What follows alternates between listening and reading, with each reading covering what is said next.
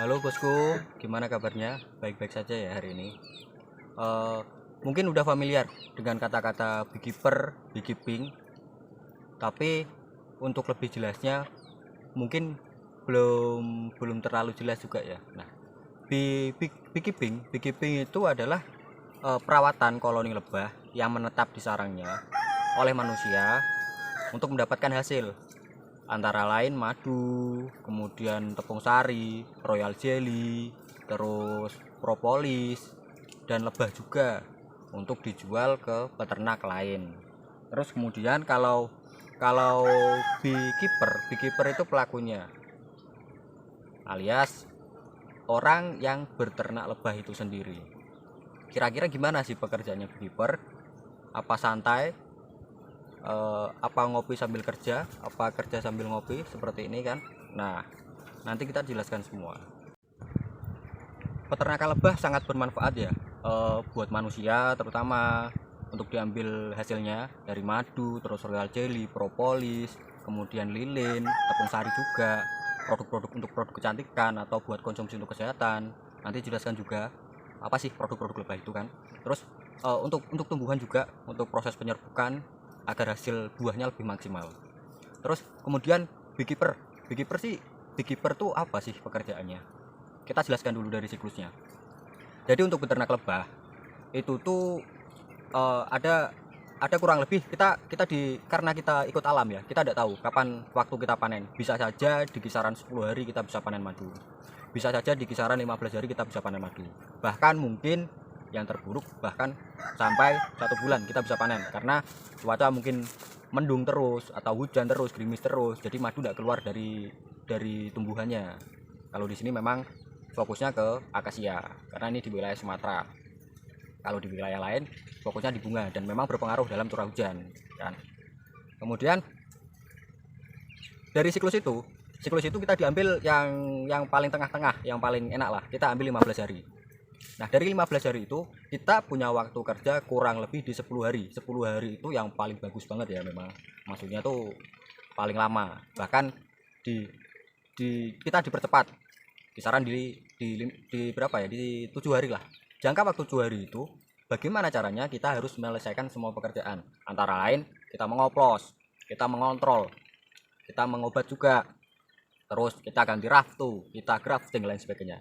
Nah, kata-kata tersebut nanti kita jelaskan.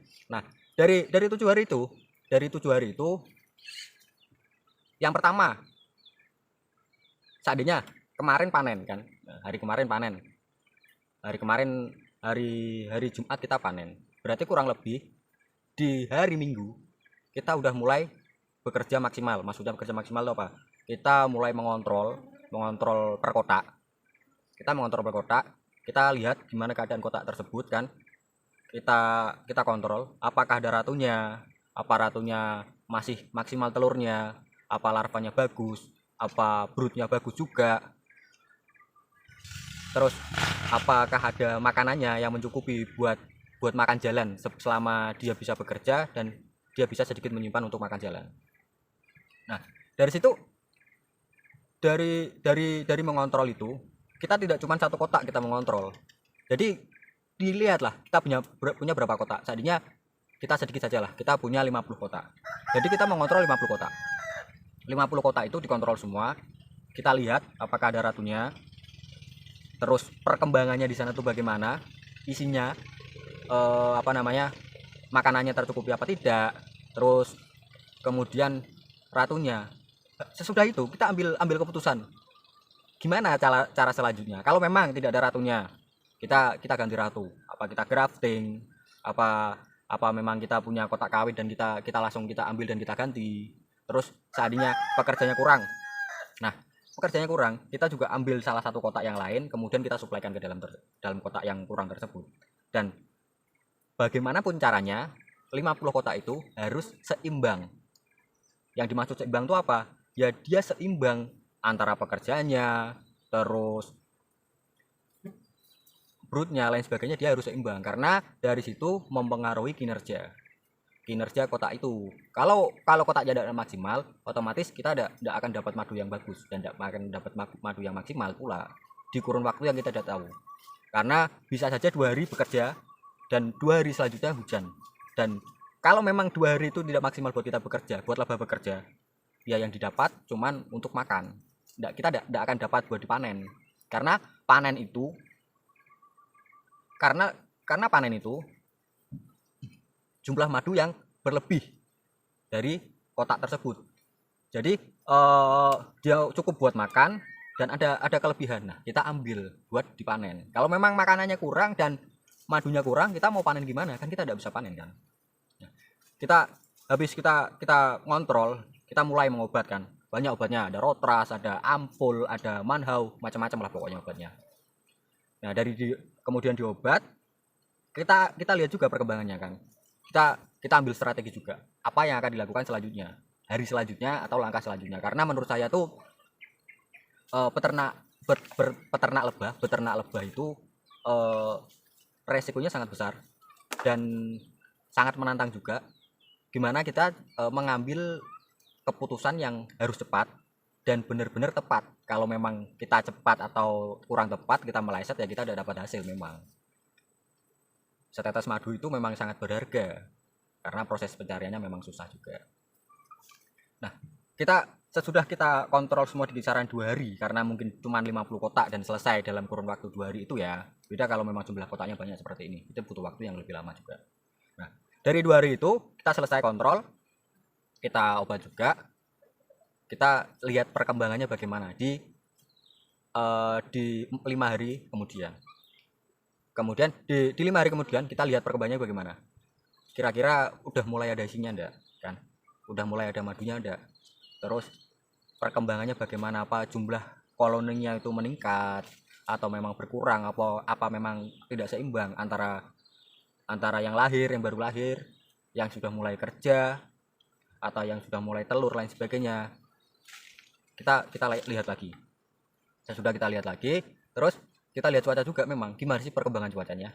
Kalau memang cuacanya panas, cuacanya terik, cuacanya bagus, madu otomatis akan keluar lebih bagus, lebih banyak juga dan lebih kental dibanding curah hujan yang lebih tinggi. Karena kalau curah hujan tinggi, tumbuhan asupan air tumbuhan itu lebih banyak dan keluarnya madu pun lebih encer.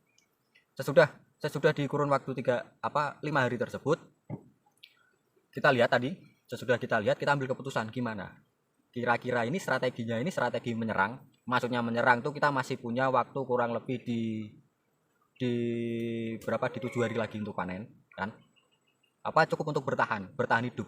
Cuman untuk cukup bertahan hidup.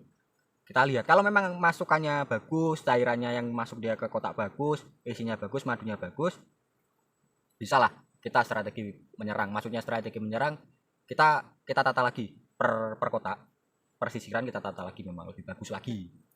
Kalau memang strateginya bertahan dengan mungkin kedepannya hujan kan.